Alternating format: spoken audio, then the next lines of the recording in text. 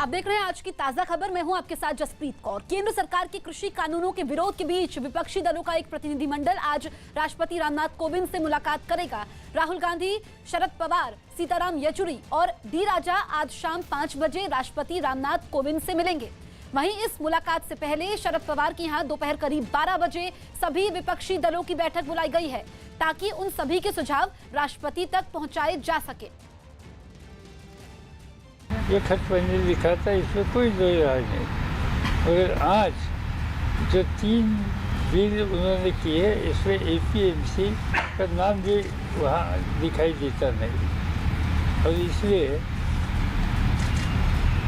ये डाइवर्ट करने की कोशिश कर रही है, साजिश है हम लोगों का नाम लेकर। तमिलनाडु के रामेश्वरम में ए राजा के खिलाफ प्रदर्शन के दौरान सत्ताधारी दल AIADMK और DMK के कार्यकर्ता भिड़ गए।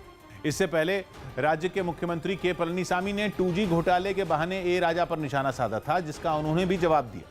लेकिन आरोप है कि जवाब देते हुए उन्होंने पूर्व मुख्यमंत्री जयललिता और के पलनीसामी के खिलाफ अपमानजनक भाषा का इस्तेमाल किया, जिससे AIADMK के कार्यकर्ता भड़क गए और ए राजा के खिलाफ सड़क पर उतरकर प्रदर्शन करने लगे। लेकिन जब DMK के समर्थकों ने उनका विरोध किया तो दोनों पार्टियों के कार्यकर्ताओं के बीच हाथापाई की नौबत आ गई। इस दौरान वहां पुलिस भी मौजूद रही, लेकिन उसके सामने भी दोनों दलों के लोग हंगामा करते रहे। AIADMK के इस प्रदर्शन में महिलाओं ने भी बढ़ चढ़कर हिस्सा लिया और लगातार DMK नेता ए राजा के खिलाफ नारे लगाती रहीं। यही नहीं, विरोध जताने के लिए AIADMK के समर्थकों ने ए राजा के पुतले को आग के हवाले कर दिया, जिसे वहां मौजूद पुलिस वालों ने बुझा दिया।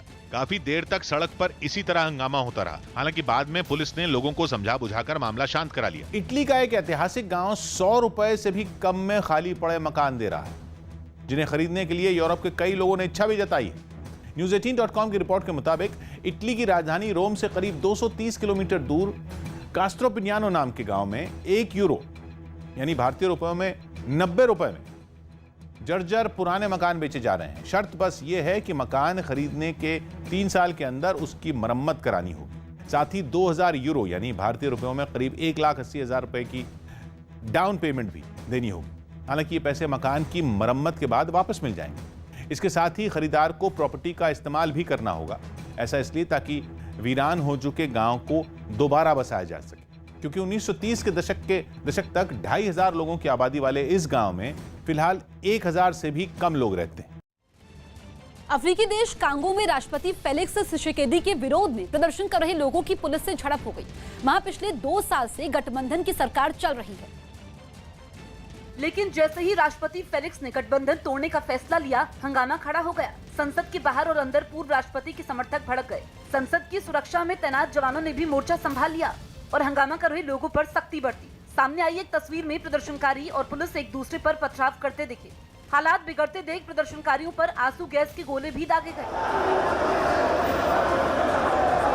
इससे पहले नेशनल असेंबली के अंदर भी खूब हंगामा हुआ। पूर्व राष्ट्रपति के समर्थकों और पुलिस वालों के बीच धक्का मुक्की की भी तस्वीरें सामने आई।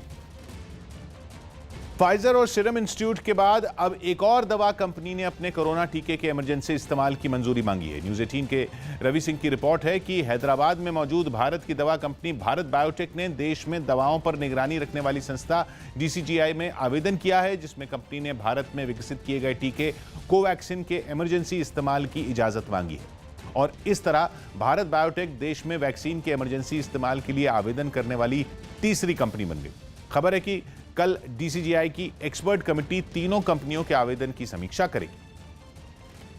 3 वैक्सीन हैं जो प्री क्लिनिकल स्टेजेस में हैं, 6 वैक्सीन हैं जो क्लिनिकल ट्रायल में हैं।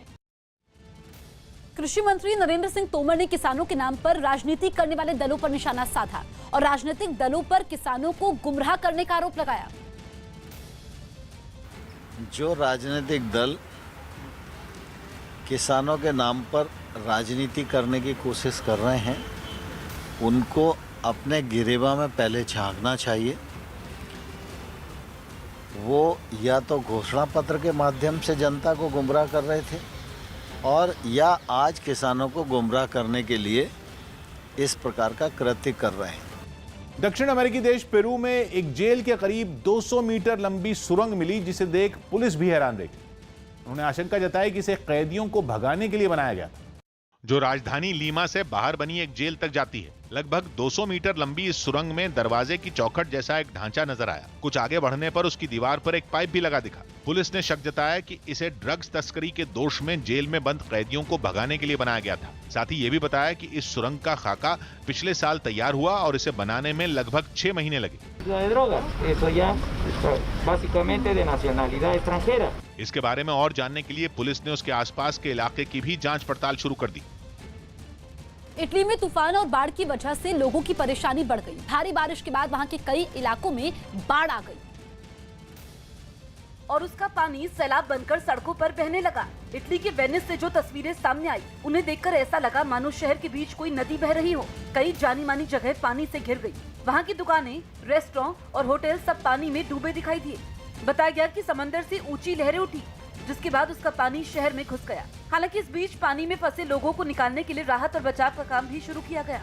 कमोबेश यही हाल मोदेना में भी दिखाई दिया, जहां बाढ़ में फंसे लोगों को निकालने के लिए राहत और बचाव दल की टीमें जुटी नजर आई। दुकानों और मकानों से पानी निकालने के लिए पंपों का इस्तेमाल किया गया। वहां से सामने आई एक तस्वीर में बेसमेंट में रखी गाड़ी पानी में पूरी तरह डूबी नजर आई, जबकि कुछ घरों से पानी निकलने के बाद बाढ़ से हुई बर्बादी की निशानियां साफ दिखाई दी। उत्तर बंगाल के कई जिलों में बीजेपी ने अपने कार्यकर्ताओं की मौत के विरोध में बंद रखा और वहां सरकारी बसों को चलने से रोक दिया। एक दिन पहले सिलीगुड़ी में उत्तर कन्या अभियान के दौरान बीजेपी के एक कार्यकर्ता की मौत हो गई। बीजेपी का आरोप है कि पुलिस का लाठीचार्ज मौत की वजह बना और इसी के विरोध में बीजेपी ने पूरे उत्तर बंगाल में 12 घंटे का बंद बुलाया। उत्तर बंगाल के कूच बिहार से जो तस्वीरें सामने आईं, उनमें एक तस्वीर में शहर की एक सड़क पर बीजेपी के कुछ समर्थक हंगामा करते नजर आए। इसके बाद पुलिस के जवानों ने उन्हें वहां से हटाना शुरू किया, जिसे देखकर बीजेपी के कार्यकर्ता सड़क पर ही लेट गए। हंगामा बढ़ा तो पुलिस ने उन्हें जबरदस्ती सड़क से उठाया और वहां खड़ी एक बस में चढ़ाने लगे, जिसके बाद उन लोगों ने वहां नारेबाजी शुरू कर दी। वहां से आई एक दूसरी तस्वीर में बीजेपी के कुछ समर्थक एक बस को रोकने की कोशिश करते दिखे। पहले उन लोगों ने बस के आगे मोटरसाइकिल खड़ी कर दी। इसके बाद कई लोग उसके सामने खड़े हो गए और ड्राइवर को बस पीछे ले जाने के लिए हाथ से इशारा करने लगे। बीजेपी अध्यक्ष जेपी नड्डा आज से 2 दिन के पश्चिम बंगाल दौरे पर जाएंगे। पश्चिम बंगाल में आगामी विधानसभा चुनाव को देखते हुए बीजेपी ने कमर कस ली है। इसके लिए खुद केंद्रीय गृह मंत्री अमित शाह और पार्टी अध्यक्ष जेपी नड्डा समेत कई दिग्गज नेताओं ने मोर्चा संभाल लिया है। बीजेपी अध्यक्ष नड्डा आज 2 दिन के दौरे पर बंगाल जाएंगे। इस बीच जेपी नड्डा चुनाव मैनेजमेंट के लिए वर्चुअली राज्य के 9 जिलों में पार्टी ऑफिस की शुरुआत करेंगे। अहमदाबाद के बटवा इलाके में केमिकल फैक्ट्री में धमाके के बाद भीषण आग लग गई। आग इतनी भीषण है कि आसपास की फैक्ट्री को भी उसने अपनी चपेट में लिया। आग पर काबू पाने में दमकल की करीब 40 गाड़ियां जुटी हुई हैं। आग इतनी भीषण है कि दूर से ही आग की लपटों को देखा जा सकता है। वहीं बीच बीच में धमाके की आवाज भी पूरे इलाके को दहला रही है। अहमदाबाद में भीषण आग लगी है और तस्वीरें आप देखिए, आग काफी भीषण है। दमकल की 40 गाड़ियां मौके पर मौजूद है और इस वक्त कोशिश यही है कि आग पर काबू पाया जाए। अहमदाबाद के वटवा जीआईडीसी इलाके में मातंगी केमिकल में देर रात को एक बड़ी आग लगी और उस आग इतनी भयावह थी कि उसके आसपास की और 3 फैक्ट्रियां भी उसकी चपेट में आ गई। नरोड़ा और वटवा इलाके तक इसकी आग की लपटें देखी गई। उसके धमाके इतने खतरनाक तरीके से सुने गए। लोग आसपास के इलाकों में उनमें भी डर का माहौल हुआ है कि आसपास वाकई में क्या हो रहा है। दरअसल मैं कुछ तस्वीरें यहाँ पर दिखाने की कोशिश करूँगा। ये जो है वो जैक्सन कलर केमिकल जो लिमिटेड कंपनी है, वो बिल्कुल जो मातंगी केमिकल से बिल्कुल सटी हुई केमिकल कंपनी है, उसके अंदर अभी भी आग की लपटें आप देखी जा सकती है अंदर। और जो सूत्र बता रहे हैं, जो जानकारी आ रही है, उसके मुताबिक जो सॉल्वेंट के जो ड्रम थे उसमें आग लगी और ड्रम पूरी तरह से पैक थे और इसके चलते जब वो सॉल्वेंट है वो और ज्वलनशील हुआ और उसके बाद धमाकों के फॉर्म में सुनाई दिया। किसान संगठनों के भारत बंद का समर्थन कर रही आम आदमी पार्टी ने आरोप लगाया कि दिल्ली पुलिस ने दिल्ली के सीएम को नजरबंद कर दिया। पार्टी के मुताबिक सिंघू बॉर्डर पर आंदोलन कर रहे किसानों से मिलकर लौटने के बाद से अरविंद केजरीवाल को किसी से मिलने नहीं दिया गया।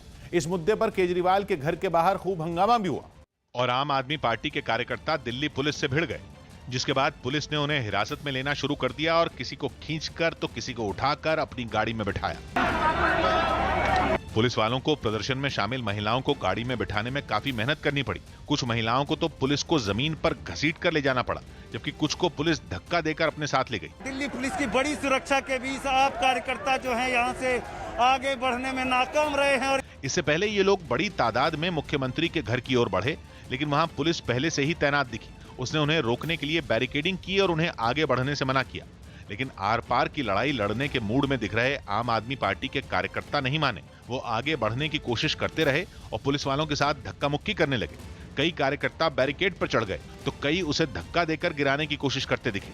इन लोगों ने ये सारा हंगामा मुख्यमंत्री आवास तक पहुंचने के लिए किया, क्योंकि थोड़ी देर पहले ही प्रेस कॉन्फ्रेंस करके आम आदमी पार्टी ने आरोप लगाया कि केंद्रीय गृह मंत्रालय के कहने पर दिल्ली पुलिस ने अरविंद केजरीवाल को नजरबंद कर लिया है। एमएचए के इशारे पे दिल्ली पुलिस ने दिल्ली के चुने हुए मुख्यमंत्री को अपने ही घर में चारों तरफ से बैरिकेड लगाकर लगभग नजरबंद किया हुआ है, जबकि दिल्ली पुलिस ने इस बात को सिरे से खारिज कर दिया। As being CM Delhi, he can move around wherever he wants.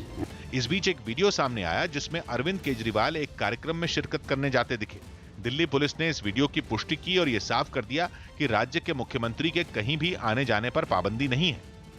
आम आदमी पार्टी ने पुलिस की बात पर विश्वास नहीं किया और मुख्यमंत्री आवास के बाहर प्रदर्शन जारी रखा। हालांकि शाम होने पर मनीष सिसोदिया समेत कई नेता सीएम आवास के पीछे के दरवाजे से अंदर गए, लेकिन इससे पहले दिल्ली पुलिस के खिलाफ राज्य के डिप्टी सीएम मनीष सिसोदिया ने मोर्चा खोल दिया और वो मुख्यमंत्री आवास के बाहर लगे बैरिकेड के पास धरने पर बैठ गए। धरने पर बैठने से पहले उनकी दिल्ली पुलिस के अधिकारियों से बहस भी हुई। उन्होंने सबके सामने अरविंद केजरीवाल के सचिव से फोन पर बात की और मांग की कि उन्हें और उनके साथ आए लोगों को अंदर जाने दिया जाए, जबकि पुलिस ने केवल विधायकों और पार्षदों को सीएम से मिलने देने की बात कही। के अंदर अभी इतने आदमियों को अलाउ नहीं कर रहे हैं। यार बात ही मत करोगे, तभी तो मैं अरेस्ट करके रखा हुआ है ना। यही वजह रही कि केजरीवाल के घर के बाहर लंबे समय तक हंगामा होता रहा। बीच बीच में आम आदमी पार्टी के कार्यकर्ताओं ने केजरीवाल को रिहा करने की मांग करते हुए नारे भी लगाए। लेकिन जब दिल्ली पुलिस इतने सारे लोगों को सीएम आवास में नहीं जाने देने की बात पर अड़ी रही तो मनीष सिसोदिया समेत पार्टी के कई विधायक और कार्यकर्ता वहीं पर सड़क पर धरने पर बैठ गए। सीएम रेजिडेंस के ठीक बाहर जो है हालात ये है कि मनीष सिसोदिया पहुंचे हुए हैं। मनीष सिसोदिया लगातार इस बात के लिए बहस कर रहे हैं कि इस बैरिकेड को हटाया जाए। दिल्ली पुलिस के आम आदमी पार्टी के कार्यकर्ताओं को अंदर नहीं जाने देने की एक बड़ी वजह मुख्यमंत्री आवास के बाहर धरने पर बैठे दिल्ली के तीनों निगमों के मेयर और डिप्टी मेयर रहे, जो एक दिन पहले से बकाया फंड के मुद्दे पर सीएम आवास के मेन गेट पर धरने पर बैठे हैं। पुलिस को आशंका थी कि अगर उसने बैरिकेड हटा दिए तो बीजेपी शासित निगमों के मेयर और कार्यकर्ता और आम आदमी पार्टी के कार्यकर्ता भिड़ सकते हैं। लेकिन आम आदमी पार्टी के नेता और कार्यकर्ताओं ने इस वजह को गलत ठहराया और बैरिकेड हटाने की मांग पर अड़े रहे। पार्टी के एक विधायक अखिलेश पति त्रिपाठी और पुलिस अधिकारियों के बीच तो जोरदार बहस भी हुई, जिसका एक वीडियो सामने आया जिसमें अखिलेश पति त्रिपाठी पुलिस अधिकारियों से उलझते दिखे। वीडियो में वो एक पुलिस वाले को उंगली दिखाते हुए गुस्से में बात करते नजर आए, जिसके बाद पुलिस वालों का पारा भी 7वें आसमान पर पहुंच गया और वो भी उनसे उसी अंदाज में बात करते दिखे। बहस बढ़ती देख पुलिस के एक अधिकारी सामने आए जिन्होंने पहले तो अखिलेश पति त्रिपाठी को प्यार से समझाने की कोशिश की, लेकिन जब उनके तेवर नर्म नहीं हुए तो पुलिस के अधिकारी ने भी सख्त लहजा अपनाया। यहाँ बात करने दे दिया आप ज्यादा मुंह नहीं कर रहे, मुंह बंद करना पड़ेगा। जिसके बाद अखिलेश पति त्रिपाठी चुप हो गए।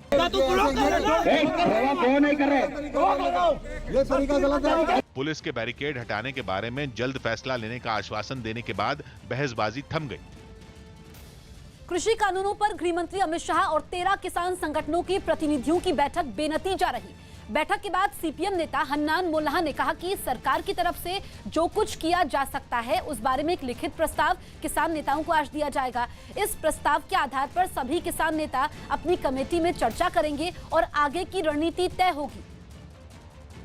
प्रियंका कांडपाल हमारी सहयोगी लाइव मौजूद हैं, सीधे उनके पास चलते हैं। प्रियंका, आज जो प्रस्ताव सरकार देगी 11 बजे, उसी के बाद किसान आगे की रणनीति तय करेंगे? जी बिल्कुल, और जो किसान यहाँ पर है उनका रिएक्शन भी इस पर हम लोग ले लेते हैं। आज 11 बजे सरकार अपनी तरफ से फाइनल जवाब देगी, फिर उसके बाद आगे की रणनीति तय होगी। क्या लग रहा है आर पार की लड़ाई आज खत्म होगी?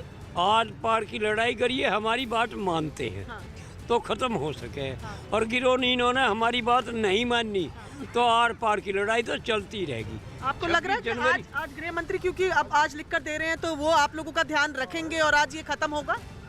ये हमारा ध्यान रखते तो हमने लड़ना ही नहीं पड़ता।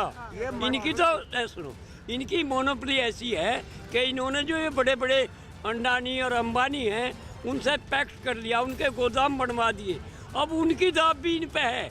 वो कह रहे हैं जब तुमने हमारे गोदाम बनवा दिए तो हमारा माल दो। तो हम कह रहे हैं किसान कि हम ही न दे नहीं, तो अब ये फंस रहे हैं। तो आज नहीं लग रहा, आज तो सरकार कह रही है जितने संशोधन है करके देंगे, क्योंकि इन्होंने कुछ किराए के टट्टू।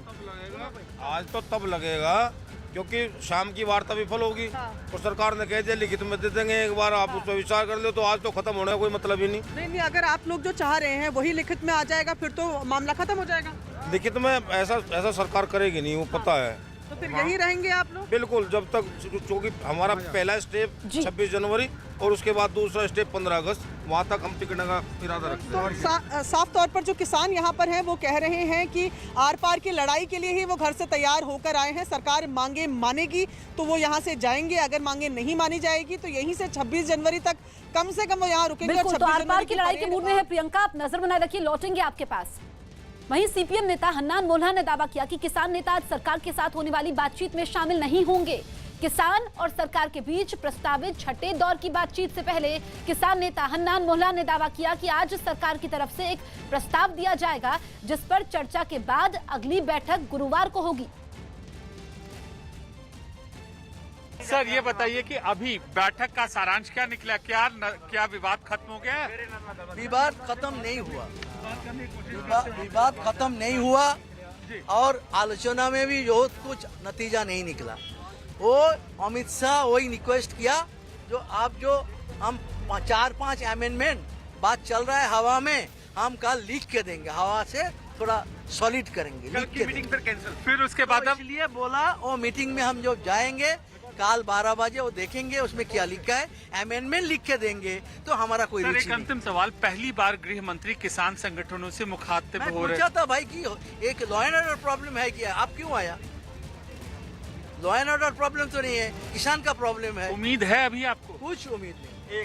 भारत बंद के समर्थन में देश के कई हिस्सों में किसान संगठनों से जुड़े किसान सड़कों पर उतरे। कृषि कानूनों में विरोध में दिल्ली की सीमा पर आंदोलन कर रहे किसान संगठनों ने भारत बंद बुलाया, जिसके समर्थन में देश के कई शहरों में किसान संगठनों ने प्रदर्शन किया। कई जगहों पर हंगामा भी हुआ, जिनमें चंडीगढ़ भी शामिल है। वहां पुलिस ने प्रदर्शन में शामिल किसानों पर लाठीचार्ज किया। इससे पहले इन लोगों ने बीजेपी दफ्तर का घेराव करने की कोशिश की, लेकिन पुलिस ने उनका रास्ता रोक दिया और उन पर पानी की बौछार कर दी, जिसकी वजह से भीड़ थोड़ी देर के लिए बिखर गई। लेकिन ये शांति कुछ समय के लिए ही रही। पानी की बौछार रुकते ही प्रदर्शनकारी और आक्रामक हो गए। कई किसान पुलिस की गाड़ी पर चढ़ गए। वो उस पर खड़े होकर नारे लगाते दिखे, जबकि कुछ को पुलिस ने खींचकर नीचे उतारा। लेकिन देखते ही देखते हंगामा बढ़ गया। किसान संगठन से जुड़े लोग सड़क पर दौड़ने लगे और उनके साथ पुलिस वाले भी दौड़ते दिखे, जिसके बाद वो प्रदर्शनकारियों पर लाठियां बरसाते नजर आए। चंडीगढ़ के अलावा दिल्ली की सीमाओं पर भी किसानों ने प्रदर्शन किया। हालांकि इन जगहों पर प्रदर्शनकारियों ने शांतिपूर्ण प्रदर्शन किया, लेकिन इससे आम लोगों को थोड़ी दिक्कत हुई, क्योंकि गाजियाबाद को दिल्ली से जोड़ने वाली सड़क NH9 को किसान संगठनों ने पूरा ब्लॉक कर दिया, यानी कि वहां से आने और जाने का रास्ता बंद हो गया। किसानों ने पूरा NH9 ब्लॉक कर दिया। ये तस्वीरें आप देख रहे हैं, अभी तक NH9 के एक हिस्से में किसान बैठे हुए थे, अब दूसरे हिस्से को भी ब्लॉक कर दिया है। इसके अलावा दिल्ली नोएडा बॉर्डर पर भी कई किसान पहुंचे, जिन्हें पुलिस ने दिल्ली में घुसने से रोक दिया, जिसके बाद उन्होंने केंद्र सरकार के लिए तैयार किया अपना ज्ञापन पुलिस वालों को सौंप दिया। भारत बंद के समय किसानों ने एम्बुलेंस के लिए रास्ता खाली कर दिया। हरियाणा के फतेहाबाद में किसान संगठनों के प्रदर्शन के समय वहां हंगामा कर रहे लोगों ने एम्बुलेंस के लिए रास्ता खाली कर दिया। भारत बंद के समय ये सभी लोग सड़क पर प्रदर्शन कर रहे थे, लेकिन जैसे ही उन्हें एक एम्बुलेंस वहां आती दिखी तो सभी प्रदर्शनकारी सड़क के दोनों ओर हट गए और एम्बुलेंस को वहां से जाने का रास्ता दिया गया। अहमदाबाद में केमिकल फैक्ट्री में भीषण आग लग गई। बताया गया कि इस फैक्ट्री में केमिकल भरे कई ड्रम थे, जिसकी वजह से आग तेजी से भड़की और उसने पास की फैक्ट्री को भी अपनी चपेट में ले लिया। भारत बंद के दौरान पश्चिम बंगाल के उत्तर 24 परगना के एक रेलवे स्टेशन पर तेज रफ्तार से आती हुई एक ट्रेन के सामने भी लेफ्ट पार्टी के कार्यकर्ताओं ने प्रदर्शन किया। ये लोग किसानों के समर्थन में केंद्र के कृषि कानूनों के खिलाफ अपनी नाराजगी जाहिर करने के लिए वहां पहुंचे। लेकिन हद तो तब हो गई जब सामने से अपनी पूरी रफ्तार में ट्रेन को आता देखने के बावजूद ये लोग पटरियों पर डटे रहे, जबकि काफी दूर से ही ट्रेन के ड्राइवर ने लोगों को अलर्ट करने के लिए सीटी बजाई। लेफ्ट पार्टी के ये कार्यकर्ता ट्रेन के बेहद करीब आने के बाद भी ट्रैक पर खड़े होकर प्रदर्शन करते रहे। हालांकि जब ट्रेन और उनके बीच की दूरी चंद कदमों की रह गई तो वो खुद पटरी से हट गए। साथ ही ड्राइवर ने भी समझदारी दिखाते हुए ब्रेक लगाकर ट्रेन को रोक लिया, जिससे बड़ा हादसा टल गया। ट्रेन को रोकने के बाद प्रदर्शनकारियों से ड्राइवर की काफी बहस हुई। इसके बावजूद रेलवे ट्रैक पर प्रदर्शन कर रहे लोगों ने नारेबाजी जारी रखी। कुछ तो विरोध जताने के लिए ट्रेन के इंजन पर चढ़ गए।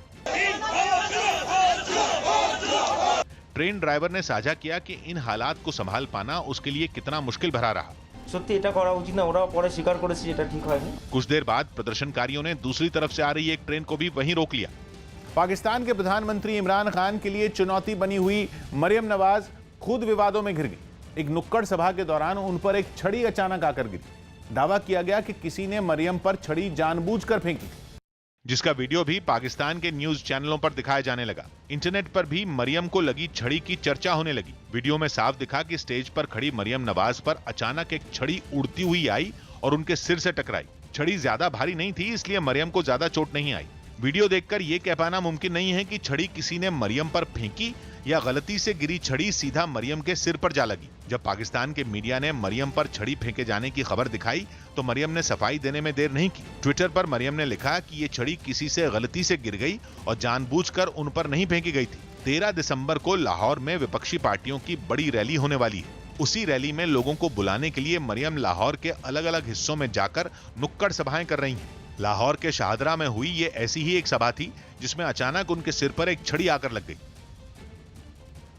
इस वक्त की बड़ी खबर आपको बता दें, मुंबई में एनसीबी की छापेमारी चल रही है। बड़ी खबर मुंबई से, मुंबई के लोखंडवाला इलाके में एनसीबी की टीम छापेमारी कर रही है। ड्रग्स और नकदी बरामद हुई है। तो यहां पर छापेमारी में एनसीबी की टीम को ड्रग्स और नकदी बरामद हुई है। साथ ही ड्रग्स सप्लायर को भी गिरफ्तार किया गया है। और बड़ी बात यह है कि इस ड्रग्स सप्लायर पर रिया को ड्रग्स देने का आरोप है। तो मुंबई में एनसीबी की छापेमारी में ड्रग्स सप्लायर गिरफ्तार किया गया है। मुंबई के लोखंडवाला इलाके में यह छापेमारी हुई है और ये जो बड़ी जानकारी निकल करके सामने आई है ड्रग्स सप्लायर से कि इसने रिया को ड्रग्स दी थी। विवेक गुप्ता हमारे सहयोगी फोन लाइन पर मौजूद हैं। विवेक, ये बहुत बड़ी जानकारी है, ड्रग्स सप्लायर ने रिया को ड्रग्स दी थी। बिल्कुल जी कहा आपने जसप्रीत। देखिए, नारकोटिक कंट्रोल ब्यूरो ने एक ड्रग्स सप्लायर को गिरफ्तार किया है जिसका नाम रीगल महाकाल बताया जा रहा है। और ये जो ड्रग्स सप्लायर है काफी महीनों से फरार चल रहा था और नारकोटिक कंट्रोल ब्यूरो के अधिकारी इससे काफी दिन से इसकी खोजबीन कर रहे थे। अभी जानकारी मिली कि मुंबई के लोखंडवाला इलाके में छुपा बैठा है। तो सुबह तकरीबन 6:30 के 7 के बीच में नारकोटिक कंट्रोल ब्यूरो ने उस जगह पर छापेमारी की और रीगल महाकाल नाम के ड्रग्स सप्लायर को गिरफ्तार किया है। आपको बताना चाहेंगे, रीगल महाकाल वो ड्रग्स सप्लायर है जो ड्रग्स अनुज केसवानी को देता था और अनुज केसवानी सीधे वो ड्रग्स रिया चक्रवर्ती और शोभिक चक्रवर्ती देने का उनके ऊपर आरोप है।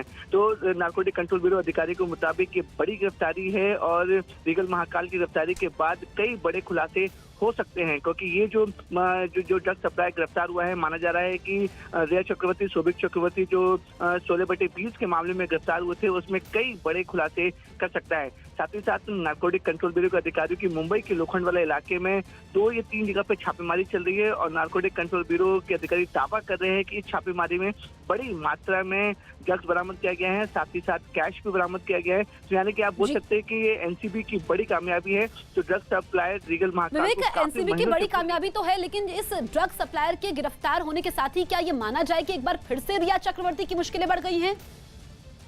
बिल्कुल जसप्रीत, आपने देखिए जिस तरीके से नारकोटिक कंट्रोल ब्यूरो ने अनुज केसवानी को गिरफ्तार किया था और अनुज केसवानी ने ये साफ तौर पे कहा था कि उसके पास जो ड्रग्स आते थे और वो ड्रग्स कहाँ से लाता था, अनुज केसवानी ने ही इसका नाम बताया था। जिसके बाद नारकोटिक कंट्रोल ब्यूरो के अधिकारी लगातार इसे ढूंढ रहे थे। अनुज केसवानी इसलिए अहम है क्योंकि एनसीबी के जो जांच के मुताबिक अनुज केसवानी ही रिया चक्रवर्ती और शोभिक चक्रवर्ती को ड्रग्स पहुंचाता था। तो वो लिंक नारकोटिक कंट्रोल ब्यूरो बहुत दिन से तलाश कर रही थी, आखिरकार इसका मेन सप्लायर कौन है। तो इसी की जांच में नारकोटिक कंट्रोल ब्यूरो के अधिकारी तकरीबन 2 से 3 महीने तक रीगल महाकाल की तलाश कर रहे थे। तो रीगल महाकाल की गिरफ्तारी एनसीबी के लिए बड़ी कामयाबी है। आप नजर बनाए रखिए, लौटेंगे आपके पास अपडेट के लिए। उत्तराखंड की गढ़वाल यूनिवर्सिटी से एक हैरान करने वाला वीडियो सामने आया, जिसमें रजिस्ट्रार ऑफिस में कुछ छात्रों ने एक लड़के की पिटाई कर दी।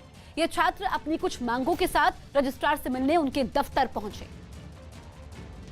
और उनसे बातचीत शुरू की, लेकिन इसी बीच रजिस्ट्रार के बगल में खड़ा लड़का छात्रों से उलझ गया, जिसके बाद छात्रों ने उसकी पिटाई कर दी। इससे पहले टेबल पीट कर दोनों तरफ के लोग एक दूसरे को देख लेने की धमकी तक देने लगे। थोड़ी देर तक यह हंगामा इसी तरह चलता रहा, लेकिन रजिस्ट्रार के समर्थन में हंगामा कर रहे लड़के को प्रशासन के लोगों ने रोकने की कोशिश नहीं की, जिससे वहां मौजूद छात्र भड़क गए और उस लड़के को ऑफिस से बाहर भेजने की मांग पर अड़ गए। बहस के समय ही छात्रों का विरोध कर रहे लड़के को खींचकर धक्का दे दिया गया, जिससे वो लड़खड़ाता हुआ ऑफिस के दरवाजे से बाहर निकल गया। गुजरात के डभोई में कार सवार एक परिवार ने मास्क नहीं पहनने पर लगे जुर्माने के बाद सड़क पर जाम लगा दिया। बताया गया कि वो लोग अपनी बेटी की शादी के लिए मध्य प्रदेश से वहां पहुंचे थे, जहां उनका मास्क नहीं पहनने पर पुलिस वालों ने चालान काट दिया, जिससे गुस्साए उस परिवार के लोग एक दूसरे का हाथ पकड़कर सड़क पर खड़े हो गए। कुछ ही देर में वहां जाम लग गया। इस परिवार के सदस्य चालान कटने के बाद पुलिस वालों से भिड़ गए। उन्होंने उन पर आरोप लगाया कि मास्क पहनने के बावजूद उनका चालान काटा गया और उनसे बदतमीजी की गई। मास्क पहने थे तो हमको 1000 रुपए पेनल्टी मांगी, तो हमको बोला ए हट। ये लोग काफी देर तक सड़क पर बैठे भी रहे, जिससे वहां गाड़ियों की लंबी कतारें लगती चली गईं। ऐसे में पुलिस ने सख्ती दिखाते हुए इन लोगों को बीच सड़क से हटाया, जिसके बाद वहां से गाड़ियों को आगे जाने का रास्ता मिला। मिस थाईलैंड बनने का सपना लेकर प्रतियोगिता में शामिल हुई 30 लड़कियां दूसरे ही दिन एक हादसे का शिकार हो गई। मिस थाईलैंड प्रतियोगिता में हुए इस हादसे का वीडियो भी सोशल मीडिया पर वायरल हो गया, जिसमें लड़कियां एक रिजॉर्ट में रस्सी और स्टील से बने पुल पर खड़ी नजर आईं, लेकिन अचानक पुल टूट गया और लड़कियां नीचे छोटे से तालाब में जा गिरीं। असल में मिस थाईलैंड कॉन्टेस्ट में हिस्सा लेने पहुंची प्रतियोगियों का इस पुल पर फोटोशूट चल रहा था। लड़कियां हंसते मुस्कुराते हुए अलग अलग पोज में अपनी तस्वीरें खिंचवाती नजर आईं, लेकिन अगले ही पल वो हुआ जिसका किसी को कोई अंदाजा नहीं था। पुल टूट गया और सभी लड़कियां नीचे गिर पड़ीं। पुल टूटते ही चीख पुकार मच गई, सब हक्के बक्के रह गए। लड़कियों को तुरंत बाहर निकाला गया। हालांकि कुछ प्रतियोगियों ने इस हादसे को हंसी मजाक में ही टाल दिया। पुल गिरने की वजह से 3 लड़कियों को मामूली चोट आई। वो तो शुक्र इस बात का रहा कि पुल महज कुछ फीट ही ऊंचा था और नीचे तालाब भी गहरा नहीं था, नहीं तो हादसा खतरनाक भी हो सकता था। भारत की कोरोना वैक्सीन की तैयारियों को आज दुनिया के 60 से अधिक देशों के राजनयिक देखेंगे। इस बीच भारत अपनी स्वदेशी कोरोना वैक्सीन के निर्माण और उत्पादन क्षमता की झलक पेश करेगा। दुनिया के करीब 60 से ज्यादा देशों के राजदूत और वरिष्ठ राजनयिक आज हैदराबाद में 2 देसी कंपनियों को देखने के लिए जाएंगे। विदेश मंत्रालय के साथ जा रहा विदेशी राजनयिकों का ये दल भारत बायोटेक और बायोलॉजिकल ई देसी कंपनियों का दौरा करेगा।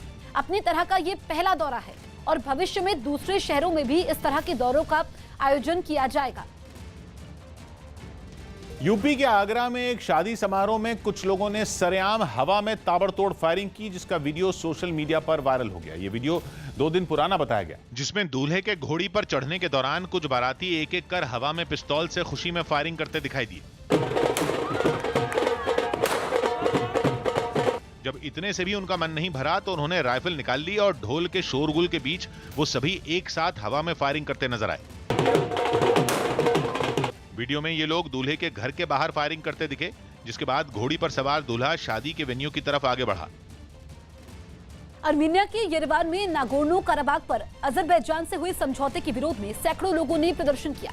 इन लोगों ने आरोप लगाया कि पीएम इस मामले को सही तरीके से निपटाने में नाकाम रहे, जिसकी वजह से एक बड़ा इलाका अजरबैजान के हिस्से में चला गया। जिसके बाद इस समझौते से खफा लोग पीएम के इस्तीफे की मांग करते हुए राजधानी येरेवान की सड़कों पर उतर आए और जमकर हंगामा किया। प्रदर्शनकारियों ने वहां की एक सड़क को जैम कर दिया, जिससे लोगों का उधर से गुजरना मुश्किल हो गया। सामने आई एक तस्वीर में कुछ प्रदर्शनकारी एक कार सवार से उलझते हुए दिखाई दिए। हालांकि वहां तैनात पुलिस वालों ने उन्हें रोक दिया। पुलिस वालों की इस कार्रवाई से लोगों का गुस्सा और भड़क गया, जिसके बाद भीड़ और पुलिस के बीच धक्का मुक्की शुरू हो गई। हंगामा बढ़ता देख पुलिस वालों ने प्रदर्शन में शामिल लोगों को हिरासत में लेना शुरू कर दिया। हालांकि पुलिस की सख्ती के बावजूद प्रदर्शनकारी शांति समझौते के विरोध में काफी देर तक डटे रहे। खबरें हैं कि कश्मीर के मसले पर पाकिस्तान का साथ देने वाला तुर्की भारत के खिलाफ साजिश रच रहा है। न्यूज़ 18 के संदीप बोल की रिपोर्ट है कि तुर्की सीरिया में जंग लड़ रहे आतंकियों को कश्मीर में भेजने की फिराक में है, जिसके लिए सीरिया के कई इलाकों में आतंकियों को चुनने के लिए अभियान भी चलाए जाने की खबर है। सूत्रों के मुताबिक तुर्की के अफसर जल्द ही ऐसे आतंकियों की लिस्ट मांगेंगे जो कश्मीर जाना चाहते हैं, जिनको आतंकी संगठन की ओर से $2000 अमेरिकी यानी भारतीय रुपयों के हिसाब से करीब 1.5 लाख रुपए दिए जाएंगे। तुर्की और पाकिस्तान की इस साजिश के सामने आने के बाद सुरक्षा एजेंसियों को भी अलर्ट कर दिया गया। भारत बंद के समय जयपुर में बाजार बंद रखने के मुद्दे पर कुछ कारोबारियों और कांग्रेस कार्यकर्ताओं के बीच झड़प हो गई। किसानों के समर्थन में उतरी कांग्रेस के ये कार्यकर्ता वहां दुकानों को बंद करवाने पहुंचे, जिन्हें कारोबारियों के विरोध का सामना करना पड़ा। नौबत यहां तक आ गई कि कांग्रेस कार्यकर्ताओं और उन व्यापारियों के बीच धक्का मुक्की शुरू हो गई। हालात सामान्य करने के लिए कुछ पुलिस वाले वहां पहुंचे और इन लोगों को समझा बुझाकर शांत करवाया। हालांकि इस झड़प के समय वहां ज्यादातर दुकानें बंद ही दिखाई दी, लेकिन कारोबारी लगातार पीएम नरेंद्र मोदी के समर्थन में नारेबाजी करते रहे।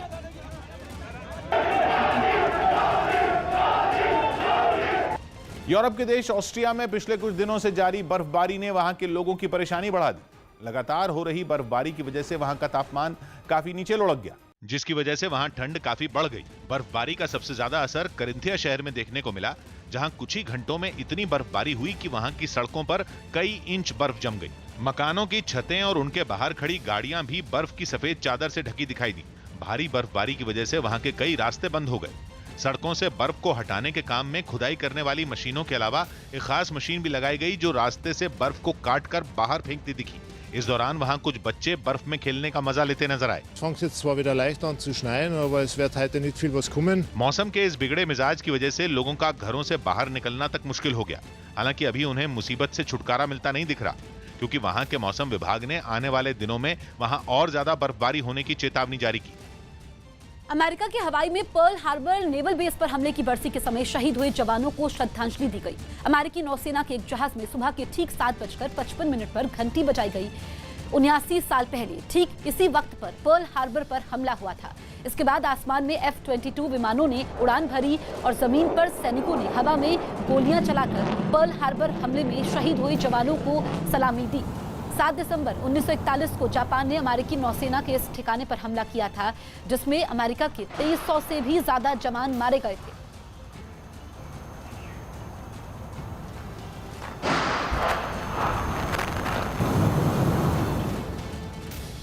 राजस्थान के पंचायत चुनाव के अब तक के नतीजों में कांग्रेस को बड़ा झटका लगता दिख रहा है। अब तक जिन जिलों के नतीजे आए हैं उनमें सचिन पायलट का गढ़ माने जाने वाला टोंक जिला भी शामिल है, जहां बीजेपी ने कांग्रेस को शिकस्त दे दी।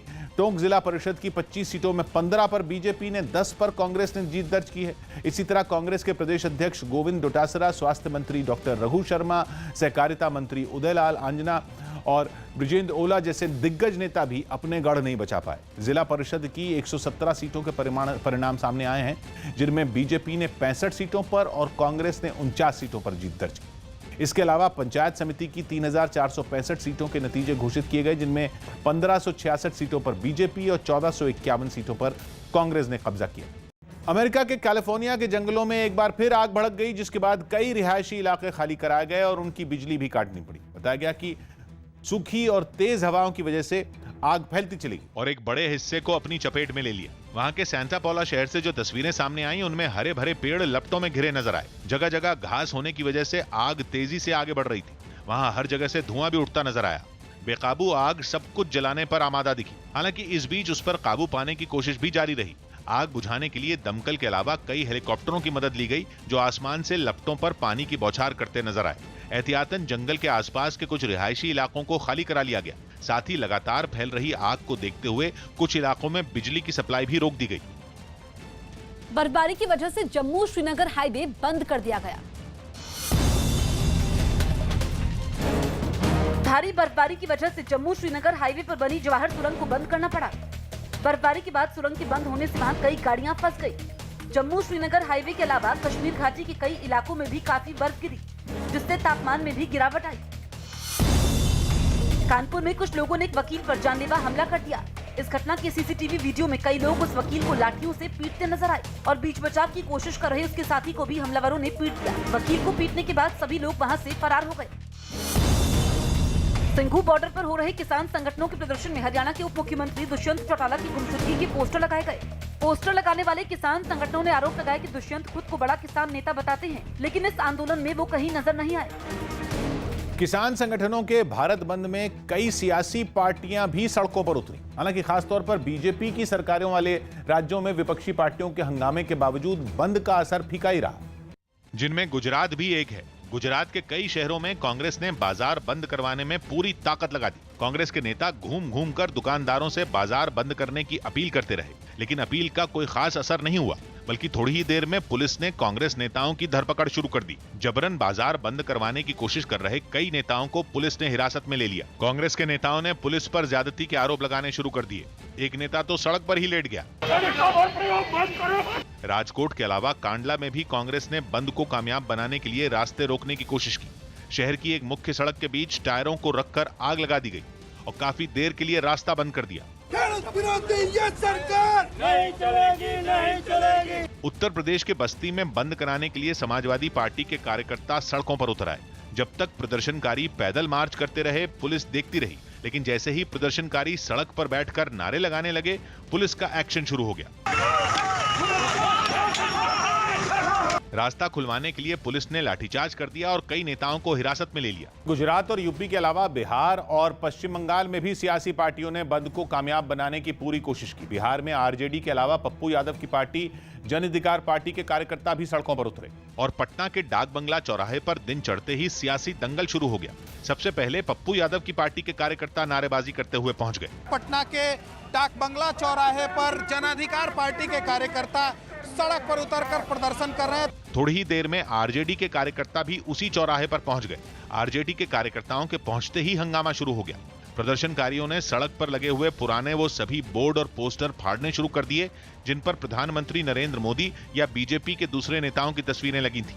थोड़ी ही देर में पुलिस और प्रदर्शनकारियों के बीच धक्का मुक्की शुरू हो गई। बिहार के खगड़िया में भी विपक्षी पार्टियों ने सड़क के बीचों बीच टायर जलाकर नारेबाजी शुरू कर दी। कोलकाता में टीएमसी ने तो बंद का समर्थन नहीं किया, लेकिन लेफ्ट पार्टियों के नेता बंद कराने के लिए सड़कों पर उतर आए। हालांकि बाजारों पर लेफ्ट पार्टियों की कोशिश का कोई खास असर नहीं दिखा। इंडिया मोबाइल कांग्रेस 2020 की कार्यक्रम की पीएम नरेंद्र मोदी ने वीडियो कॉन्फ्रेंसिंग के जरिए शुरुआत की। टेलीकॉम सेक्टर के दिग्गजों से बात करते हुए पीएम ने कहा कि तकनीकी क्रांति का फायदा आम लोगों, छोटे कारोबारियों और किसानों तक पहुंचना चाहिए। It is important to think and plan how do we improve lives with the upcoming technology revolution. Better healthcare, better education, better information and opportunities for our farmers, better market access for small business are some of the goals we can work towards. Corona vaccine को मंजूरी मिलने के बाद देश में टीका लगाने का सबसे बड़ा अभियान चलाए जाने की उम्मीद है। इंडियन एक्सप्रेस अखबार की रिपोर्ट के मुताबिक कोरोना वायरस के खिलाफ सरकार ने टीका लगाने के लिए अपना प्लान तैयार कर लिया है। बताया गया कि एक शख्स को टीका देने में आधे घंटे का वक्त लग सकता है। टीका लगाने के लिए बनाए गए हर केंद्र में 3 कमरे होंगे, जहां पहले कमरे में टीका लगवाने पहुंचे शख्स को अपनी बारी का इंतजार करना होगा। दूसरे कमरे में कोरोना का टीका लगाया जाएगा। तीसरे कमरे में उसके शरीर में टीका लगने के बाद होने वाली गतिविधियों को देखने के लिए उसे वहां आधे घंटे तक बिठाया जाए। रिलायंस इंडस्ट्रीज लिमिटेड के सीएमडी मुकेश अंबानी ने दावा किया कि रिलायंस जियो देश में 5G सर्विस लॉन्च करने के लिए तैयार है। उन्होंने सरकार से 5G सेवा शुरू करने से जुड़े नीतिगत कदम उठाने की अपील भी की। मुकेश अंबानी ने यह बात इंडिया मोबाइल कांग्रेस 2020 कार्यक्रम में कही। India is today among the best digitally connected nations in the world. In order to maintain this lead, policy steps are needed to accelerate early rollout of 5G and to make it affordable and available everywhere. I assure you that Jio will pioneer the 5G revolution in India in the second half of 2021. It will be powered by indigenous developed network, hardware and technology components. Jio's 5G service will be a testimony to your inspiring vision of Atmanirbhar Bharat. Haryana के कैथल में कांग्रेस नेता रणदीप सुरजेवाला पर किसान भड़क गए और उनके खिलाफ जमकर नारेबाजी की। हंगामा तब हुआ जब वो भारत बंद के दौरान शहर की एक सड़क पर जैम लगाए किसानों को समर्थन देने पहुंच गए और वो खुद भी धरना दे रहे किसानों के बीच बैठ गए, लेकिन तभी किसानों ने उनका विरोध शुरू कर दिया। देखते ही देखते वहां हंगामा होने लगा। इस बीच किसानों ने रणदीप सुरजेवाला को घेर लिया और उनके खिलाफ नारेबाजी करने लगे। थोड़ी देर तक तो उन्होंने किसानों को समझाने की कोशिश की, लेकिन बात बिगड़ती देख उन्होंने वहां से जाने में ही अपनी भलाई समझी। हालात बिगड़ते देख सुरक्षा कर्मियों ने सुरजेवाला को घेर लिया और उन्हें वहां से कुछ ही दूरी पर खड़ी उनकी कार तक ले जाने लगे। इस दौरान कुछ लोग उनके साथ धक्का मुक्की पर उतारू नजर आए, जबकि कुछ किसान उनके पीछे नारे लगाते हुए चलते रहे। किसानों के विरोध के बीच किसी तरह रणदीप सुरजेवाला अपनी गाड़ी तक पहुंचे और फिर वहां से निकल गए। यूपी की राजधानी लखनऊ में एक चलती कार में आग लगने से अफरा तफरी मच गई। हादसा होते ही ड्राइवर तो गाड़ी से कूद गया, लेकिन चंद मिनटों में वो कार भीषण लपटों में घिर गई। उससे उठता काला धुआं दूर से ही दिखाई दे रहा था। इस बीच वहां कई पुलिस वाले और कुछ लोग भी मौजूद दिखाई दिए। कुछ ही देर में फायर ब्रिगेड की एक गाड़ी वहां पहुंची और आग बुझाने का काम शुरू हुआ। हालांकि दमकल के पहुंचने तक गाड़ी आग के गोले में तब्दील हो चुकी थी। इस हादसे की वजह फिलहाल सामने नहीं आई। आंध्र प्रदेश के विजयवाड़ा और विशाखापट्टनम में सड़क पर चलती दो कारों में भीषण आग लग गई, जिससे कुछ देर के लिए हड़कंप मच गया। हादसे की पहली तस्वीर विजयवाड़ा से सामने आई, जहां सड़क किनारे खड़ी एक कार लपटों में घिरी नजर आई। आग लगने के बाद उससे भीषण लपटें और धुआं उठ रहा था, जिसकी वजह से सड़क पर ट्रैफिक जाम लग गया। हालांकि कुछ देर बाद वहां पहुंची फायर ब्रिगेड ने आग बुझा दी और ट्रैफिक भी खोल दिया। बताया गया कि इस हादसे में कार में सवार 2 लोगों को चोटें भी आईं। वहीं दूसरा हादसा विशाखापट्टनम में हुआ। वहां भी सड़क पर चलती कार में अचानक आग लग गई। इस हादसे में कार तो पूरी तरह बर्बाद हो गई, लेकिन उसमें सवार सभी लोग बाल बाल बच गए। जयपुर में कांग्रेस के छात्र संगठन एनएसयूआई और बीजेपी युवा मोर्चा के कार्यकर्ताओं के बीच मारपीट हो गई। बवाल तब हुआ जब भारत बंद के समर्थन में एनएसयूआई के कार्यकर्ता बीजेपी दफ्तर का घेराव करने पहुंच गए और प्रधानमंत्री नरेंद्र मोदी के खिलाफ नारे लगाने लगे। लेकिन जब एनएसयूआई के कार्यकर्ता पीएम मोदी का पुतला जलाने लगे तो बीजेपी युवा मोर्चा के कार्यकर्ताओं ने उनका विरोध किया, जिसके बाद वहां हंगामा शुरू हो गया और फिर थोड़ी देर बाद उनके बीच हाथापाई शुरू हो गई। वहां से जो तस्वीर सामने आई उसमें बीजेपी युवा मोर्चा और एनएसयूआई के कार्यकर्ता एक दूसरे से मारपीट करते दिखे। इस दौरान वहां मौजूद पुलिस वाले दोनों पार्टियों के समर्थकों को रोकने की कोशिश करते दिखाई दिए, लेकिन लाख कोशिश के बाद भी वहां हंगामा शांत नहीं हुआ। काफी देर तक बीजेपी दफ्तर के सामने बवाल होता रहा। बाद में पुलिस के जवानों ने उन्हें जबरन वहां से हटाना शुरू किया, लेकिन हालात तब बिगड़ गए जब दोनों तरफ से पत्थरबाजी शुरू हो गई। बाद में हालात संभालने के लिए पुलिस को उन पर सख्ती करनी पड़ी। सिंघू बॉर्डर पर किसानों ने मशाल रैली निकाली। सिंघू बॉर्डर पर डटे हरियाणा और पंजाब के किसान संगठनों ने रात के वक्त नए कृषि कानूनों के खिलाफ मशाल जुलूस निकाला। चंडीगढ़, मोहाली और पंचकुला में कई लोगों ने किसान संगठनों के आंदोलन के समर्थन में कैंडल मार्च निकाला और केंद्र सरकार से नए कृषि कानूनों को वापस लेने की मांग की। मध्य प्रदेश के सीहोर में कुछ दिन पहले एक बच्ची पर हमला कर उसे मारने वाले तेंदुए को वन विभाग ने पकड़ लिया। बताया गया कि शिकंजे में फंसने से पहले तेंदुए ने वहां एक गाय को भी मार डाला, जिसके बाद वन विभाग की टीम सतर्क हो गई और उसे पिंजरे में कैद करने में उन्हें कामयाबी मिल गई। आंध्र प्रदेश के एलुरु में फैली एक रहस्यमयी बीमारी के मामले में विशेषज्ञों के हाथ अहम जानकारी लगने की खबर है। News18.com की रिपोर्ट है कि एम्स की टीम ने शुरुआती जांच में मरीजों के खून में भारी मात्रा में लेड और निकल पाए जाने का दावा किया, जबकि दूसरी जांच एजेंसियों की रिपोर्ट जल्द आने की उम्मीद है। इस जानकारी के सामने आने के बाद मुख्यमंत्री जगनमोहन रेड्डी ने जांच के आदेश दे दिए। इसके अलावा स्वास्थ्य मंत्रालय की बनाई एक टीम ने भी प्रभावित इलाकों में जाकर सैंपल लिए ताकि बीमारी की असल वजह जल्द सामने आ सके। वहीं इस रहस्यमयी बीमारी की चपेट में अब तक 500 से ज्यादा लोग आ चुके हैं, लेकिन राहत की बात यह है कि इनमें 300 से ज्यादा मरीजों को अस्पताल से छुट्टी दे दी गई है। बीते शनिवार से एलुरु में कई लोगों के उल्टी, सिरदर्द और अचानक बेहोश होने से वहां हड़कंप मच गया। ब्रिटेन कोरोना वैक्सीन लगाने वाला दुनिया का पहला देश बन गया। अमेरिका की कंपनी फाइजर के बनाए टीके को आपातकालीन इस्तेमाल के लिए मंजूरी मिलने के बाद वहां बड़े स्तर पर लोगों को टीका लगाने का काम शुरू हो गया। सबसे पहले ब्रिटेन की 90 साल की एक महिला को कोरोना का टीका लगाया गया। इससे पहले ब्रिटेन के कुछ गिने चुने अस्पतालों को कोरोना वैक्सीन की खेप पहुंचाई गई, जिसके बाद लोगों को मुफ्त में कोरोना वैक्सीन लगाने की शुरुआत की गई। ब्रिटेन में 17 लाख से ज्यादा लोग कोरोना की चपेट में आ चुके हैं, जिनमें 61,000 से ज्यादा की मौत हो चुकी है, जो कि यूरोप में सबसे ज्यादा है। उत्तर प्रदेश के चित्रकूट में अचानक बेकाबू हुए एक हाथी ने एक गांव में दहशत मचा दी। यह हाथी चंबल के कुख्यात डाकू ददुआ का है, जिसे उसका महावत एक शादी में लेकर गया था। लेकिन वहां से लौटते हुए वो रास्ते में बेकाबू हो गया। सामने आई कुछ तस्वीरों में वो सड़क पर खुलेआम झूमता नजर आया। दूसरी तस्वीर में वो कुछ मकानों के बाहर खड़ा नजर आया, जिसे देख लोग चीखने लगे। इस हाथी ने सड़क किनारे खड़ी कई गाड़ियों को पलट दिया, जबकि एक गाड़ी के शीशे तक तोड़ डाले। हालांकि बाद में वन विभाग की एक टीम ने उसे किसी तरह काबू में कर लिया। उसे कंट्रोल कर लिया। बताया गया कि चंबल के कुख्यात डाकू ददुआ के मरने के बाद हाथी की देखभाल उसके बेटे और पूर्व एसपी विधायक वीर सिंह पटेल कर रहे थे। ये हाथी इससे पहले भी आसपास के इलाकों में कई बार उत्पात मचा चुका है। केंद्र सरकार के कृषि कानूनों के